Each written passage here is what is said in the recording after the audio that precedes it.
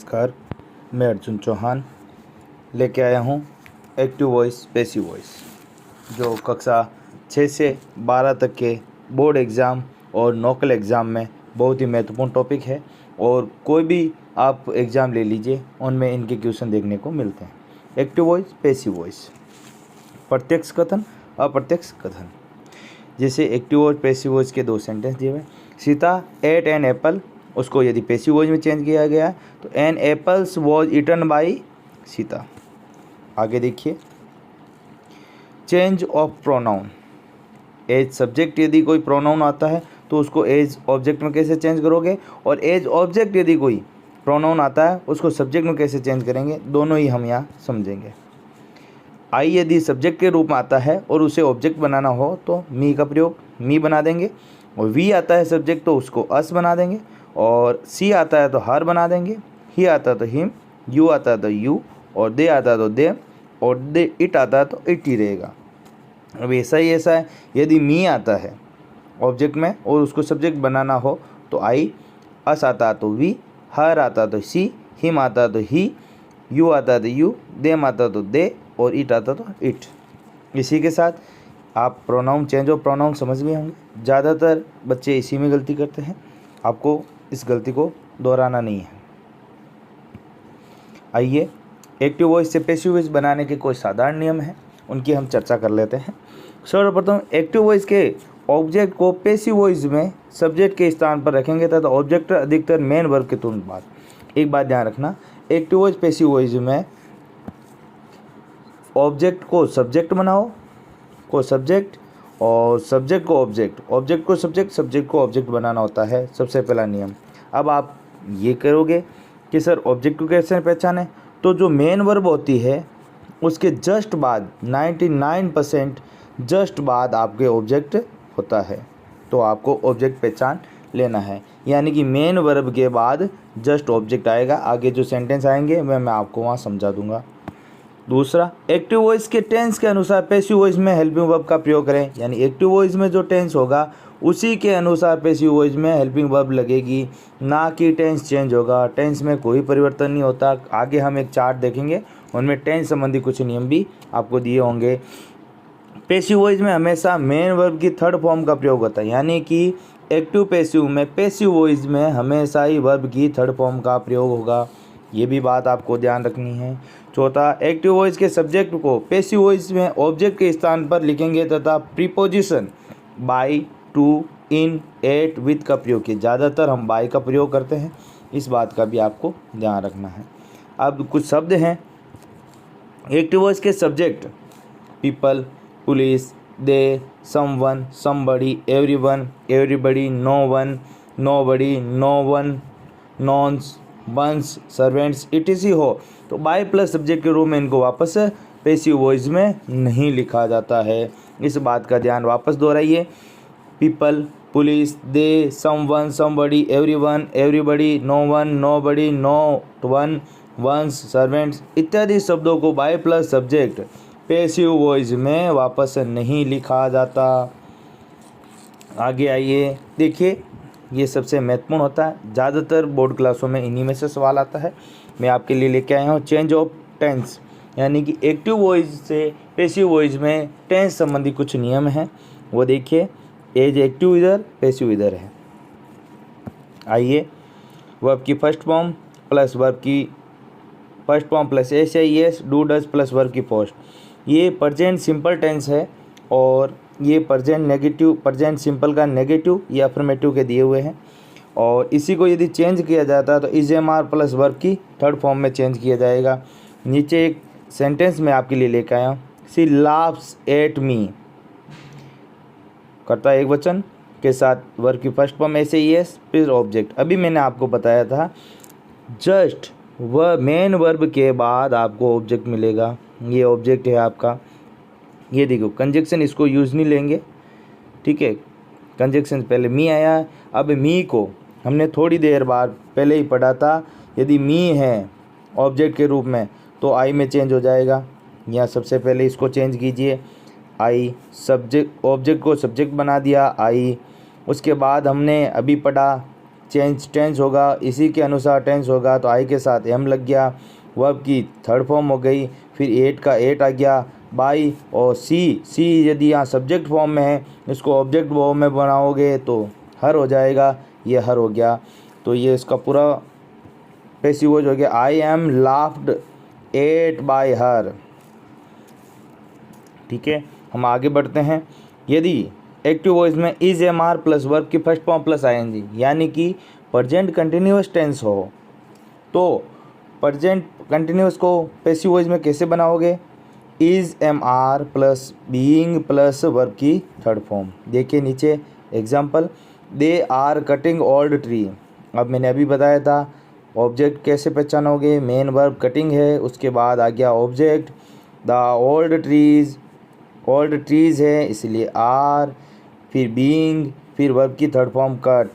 यहाँ देखिए दे आया है, अभी मैंने बताया था दे को कभी भी आप वापस बाई प्लस के साथ नहीं लिखेंगे। तीसरा, हेज हैव प्लस वर्ब की थर्ड फॉर्म यानी कि प्रेजेंट परफेक्ट टेंस हो तो कैसे चेंज करेंगे? प्रेजेंट परफेक्ट की है हैज़ हैव प्लस वर्ब की थर्ड फॉर्म, तो चेंज करेंगे has have plus been plus verb की थर्ड फॉर्म। एग्जाम्पल देखिए, Ram has broken the door of my house. अब देखिए ब्रोकन वह मेन वर्ब है आपकी, मेन वर्ब के बाद ये पूरा का पूरा ऑब्जेक्ट हो गया आपके, तो the door of my house ये हो गया, ऑब्जेक्ट को सब्जेक्ट बना दिया।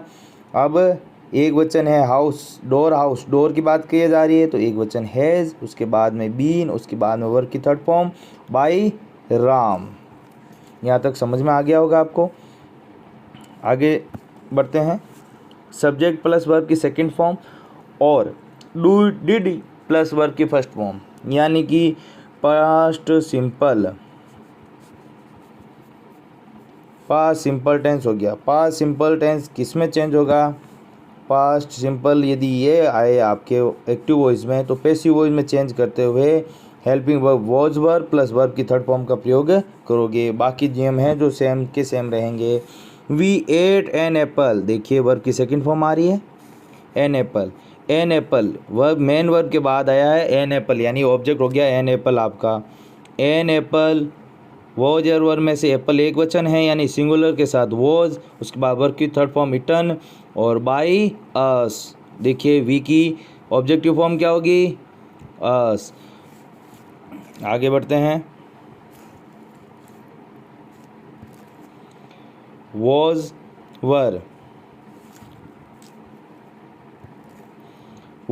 वर प्लस वर्ब की फर्स्ट फॉर्म प्लस आईएनजी यानी कि पास्ट कंटिन्यूस, ये चेंज होगा was were plus being plus verb की थर्ड फॉर्म।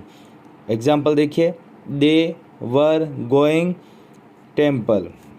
वापस देखिए गोइंग के बाद टेम्पल आया, टेम्पल आपका ऑब्जेक्ट हो गया, यहाँ सब्जेक्ट बन गया टेम्पल, वॉज, बीइंग, गॉन। अब देखो बाय देम यहाँ नहीं आएगा, इसको काट दीजिए आप, by them gone, been gone यहीं आएगा आपके।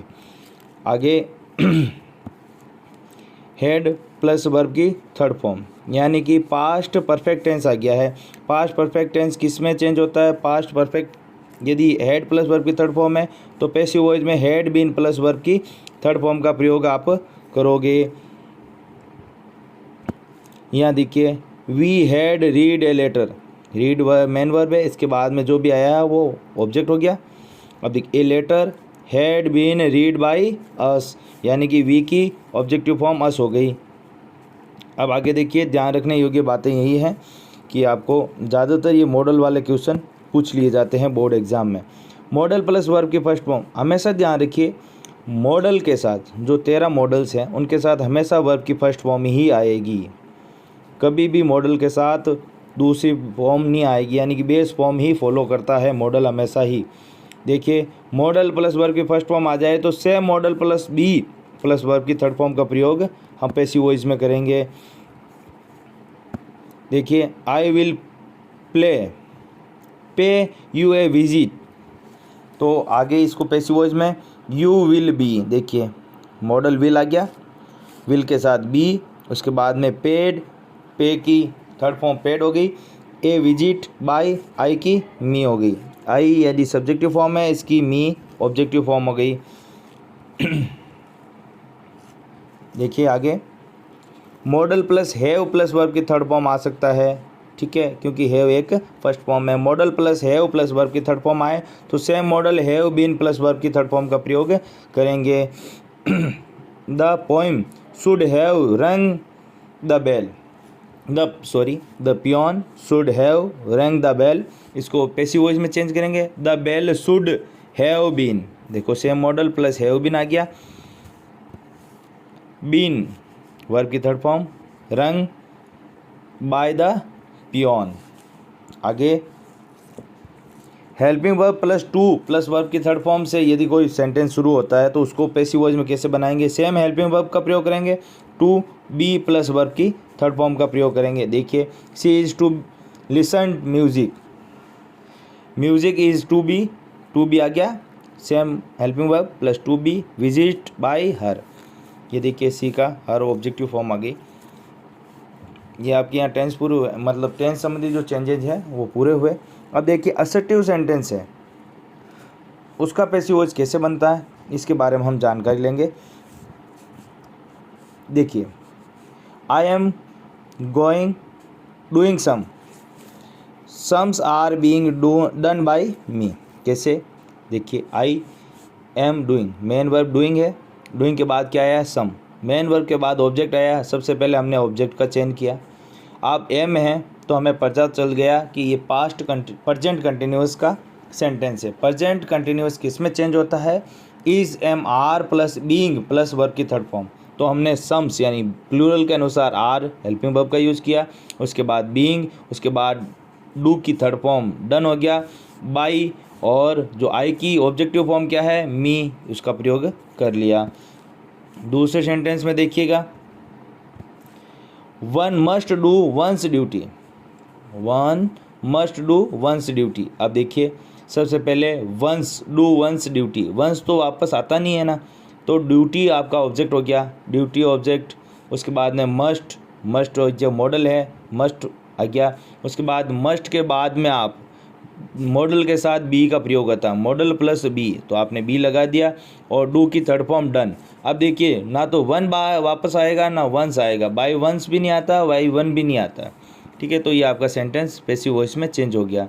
अब दूसरा इसका जो है passive voice of double object sentence. कुछ ऐसे ऑब्जेक्ट होते हैं जो डबल ऑब्जेक्ट लेते हैं कुछ सेंटेंस, उनके बारे में हम पढ़ेंगे।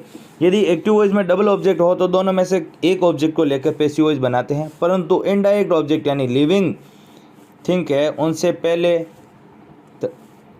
पहले और बाद में डायरेक्ट ऑब्जेक्ट या नॉन लिविंग से पैसिव वॉइस बनाना ज़्यादा अच्छा रहता है। आइए देखते हैं डायरेक्ट और इनडायरेक्ट ऑब्जेक्ट क्या है। इससे पहले मैंने सबसे पहले वाले वीडियो में डायरेक्ट इनडायरेक्ट ऑब्जेक्ट के बारे में विस्तार से बताया है, आप उसको भी देखिएगा। Direct object car, pen, home, जो नॉन लिविंग थिंग होते हैं वो डायरेक्ट ऑब्जेक्ट में आते हैं, और जो लिविंग थिंग होते हैं वो डायरेक्ट इनडायरेक्ट ऑब्जेक्ट में आते हैं। आइए कुछ स्ट्रक्चर देखते हैं। ये स्ट्रक्चर फॉलो हो रहा है। इनडायरेक्ट ऑब्जेक्ट ये पैसिव वॉइस का है, पैसिव वॉइस बनाने का है। इनडायरेक्ट ऑब्जेक्ट पहले लिया, फिर हेल्पिंग वर्ब, फिर उसके बाद वर्ब की third form, direct object plus by plus doer यानी कि सब्जेक्ट। आइए देखते हैं। She offered him a ring, active voice है, इसको पैसिव वॉइस बनाओ। हिम को देखिए हमेशा मेन वर्ब है ऑफर्ड, मेन वर्ब के बाद ऑब्जेक्ट आ गया, ऑब्जेक्ट को ये ऑब्जेक्ट फॉर्म है हिम, इसकी सब्जेक्ट फॉर्म ही हो गई। उसके बाद देखिए वर्ब की सेकंड फॉर्म है, अभी हमने देखा था वर्ब की सेकंड फॉर्म आए तो वापस पैसिव वॉइस में वॉज वर्ब प्लस वर्ब की थर्ड फॉर्म आ जाता है। यहाँ एक वचन के रूप में वॉज आ गया, उसके बाद में वर्ब की थर्ड फॉर्म ए रिंग। हमने जो पीछे जो सेंटेंस बचा होता है वो जस्ट मेन वर्ब के बाद में ले लिया जाता है, उसके बाद में बाई सी का हर हो गया। अब देखिए डायरेक्ट ऑब्जेक्ट को लेकर पैसिव वॉइस बनाएं तो इनडायरेक्ट ऑब्जेक्ट से पहले टू लगाएं। देखिए ये आपको ये उदाहरण से समझ जाएं, टू लगाएं। आई will pay you a visit, ये अभी हमने देखा था, उसमें हमने डायरेक्ट ऑब्जेक्ट से बनाया था, इनडायरेक्ट ऑब्जेक्ट से बनाते देखते हैं। ए विजिट विल बी पेड, देखिए टू मैंने लगाया है, ए विजिट यानी कि डायरेक्ट ऑब्जेक्ट से बनाया मैंने, विल का विल हो गया, बी मॉडल के साथ बी हो गया, वर्ब की थर्ड फॉर्म आ गया, उसके बाद में टू इनडायरेक्ट ऑब्जेक्ट इसमें लिया, बाई आई की बाई मी सब्जेक्टिव फॉर्म की ऑब्जेक्टिव फॉर्म हो गई। पैसिव वॉइस ऑफ मॉडल्स, अब मॉडल्स की पैसिव वॉइस कैसे बनती है हमने अभी देखी भी थी, इसके टू बी का प्रयोग किया जाता है, subject plus model plus verb की फर्स्ट फॉर्म प्लस ऑब्जेक्ट, ये एक्टिव वॉइस में आपको स्ट्रक्चर देखने को मिलेगा। तो इसका पैसिव वॉइस कैसे बनाओगे, सबसे पहले object modals plus be plus verb की third form plus by plus subject, जैसे I can not help him, तो इसको कैसे बनाओगे, he can not be plus verb की third form helped by me. अब आगे देखिए,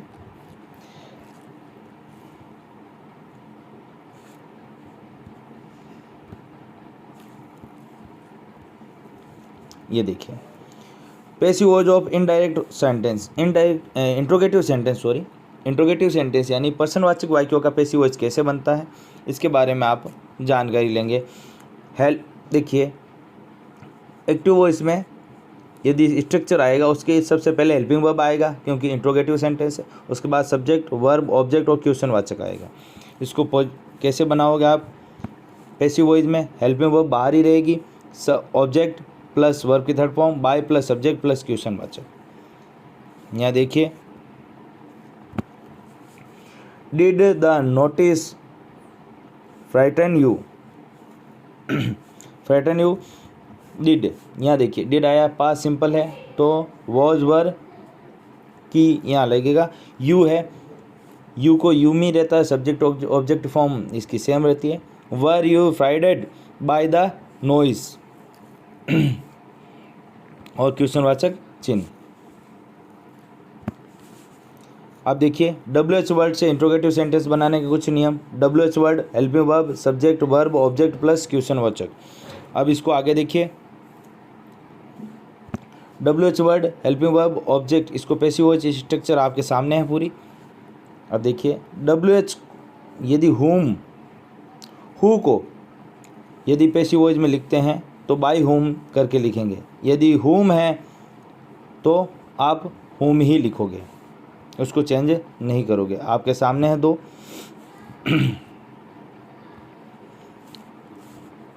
हुम डज ही लुक फॉर, हुम आया है उसको आपने हु लिख दिया, डज ही लुक फॉर। अब देखिए डू डज आया है उसको is am are plus verb की थर्ड फॉर्म में करना है, तो हु के अनुसार इज आ गया, लुक्ड फॉर हिम, फॉर आ गया और हिम यहाँ आ गया।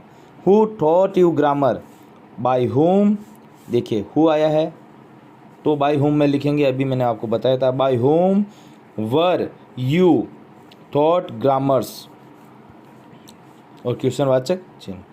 अभी ज़्यादातर ये भी पूछे जाते हैं कि प्लीज़ और काइंडली से शुरू होने वाले सेंटेंस का आप एक्टिव से पैसिव कैसे बनाएंगे, तो उसका सीधा सा नियम, यदि प्लीज़ से शुरू होते हैं, ये काइंडली से शुरू होते हैं सेंटेंस, तो उनका सबसे पहला स्ट्रक्चर होता है यू आर रिक्वेस्टेड, ये बेसिक फॉर्म होती है, यू आर रिक्वेस्टेड टू, यहाँ तक तो आपके सेम होता है, बाकी जो सेंटेंस पीछे वाला होता है वैसा का वैसा आपको वापस उतार देना है, नो चेंज होता है इसमें। यानी कि आपको प्लीज़ घटा देना है और प्लीज़ और काइंडली के स्थान पर यू आर रिक्वेस्टेड टू लगा के आपको पूरा का पूरा सेंटेंस वापस एज इट उतार देना है। ये आपके ये स्ट्रक्चर पैसिव वॉइस बन जाएगी। और लेट से शुरू होने वाले सेंटेंस की कुछ विशेषता,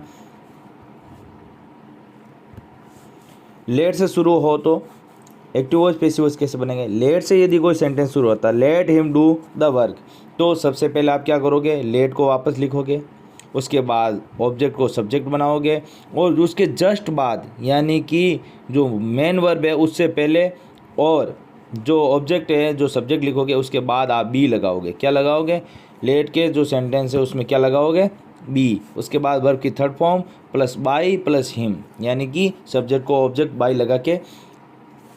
ये देखिए एक यहाँ है ना, आप दोनों सेंटेंस में देखोगे ये ऑब्जेक्टिव फॉर्म ही है, ना कि सब्जेक्टिव फॉर्म है। लेट्स में कभी भी सब्जेक्टिव फॉर्म नहीं आता है, इसीलिए बाय हिम इसको कर दोगे, बाय देम इसको कर दोगे।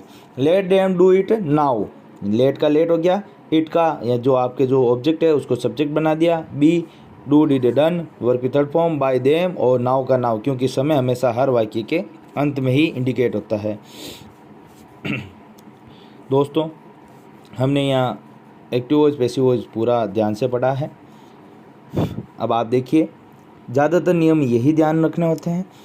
एक ये विशेष तौर पे ये ध्यान रखने योग्य बात है, एक्टिव वॉइस के सब्जेक्ट में people, police, they, someone, somebody, everyone, everybody, no one, nobody, no one, not one, one's, servant इत्यादि हो तो बाय प्लस सब्जेक्ट के रूप में नहीं लिखोगे। दूसरा ये, और एक हमेशा वर्ब की थर्ड फॉर्म, पैसिव वॉइस में हमेशा वर्ब की थर्ड फॉर्म का ही प्रयोग करोगे। दूसरा, इसमें टेंस चेंज नहीं होता है। कुछ लड़के होते हैं स्पीच समझ के इसको टेंस चेंज कर देते हैं, पास्ट का प्रेजेंट, प्रेजेंट का पास्ट कर देते हैं, तो गलत है। और ये जो आप देख रहे हो एक्टिव को, एक जो एक्टिव वॉइस है उसके ऑब्जेक्ट को सब्जेक्ट बनाओ, पैसिव वॉइस में सब्जेक्ट बनाओ और सब्जेक्ट को ऑब्जेक्ट बनाओ। ऐसा नियम सभी में फॉलो होता है। मैंने चेंज द टेंस बताए हैं। एक्टिव पैसिव में यदि जो चेंज द प्रोनाउन है वो आपने देखा, आई का मी हो जाता है, वी का अस होता था, सी का हर हो जाता है, ही का हिम हो जाता है, यू का यू हो जाता है, दे का देम और इट का इट को रहता है। ये आपको ध्यान रखने बेसिक चीज़ें। एक्टिव पैसिव में आपको ज़्यादातर कक्षा 6 से 12 तक पूछे जाते हैं, और ज़्यादातर change the pronoun, change the tense और assertive sentence, affirmative assertive sentence, double object वाले, और ज़्यादातर आपको लेट से और प्लीज़ काइंडली से शुरू होने वाले सेंटेंस ही पूछे जाते हैं। ओके, धन्यवाद दोस्तों। मेरा वीडियो आपको कैसा लगा? चैनल को लाइक, शेयर और सब्सक्राइब करें और अपने दोस्तों के साथ शेयर करें। धन्यवाद, बाय।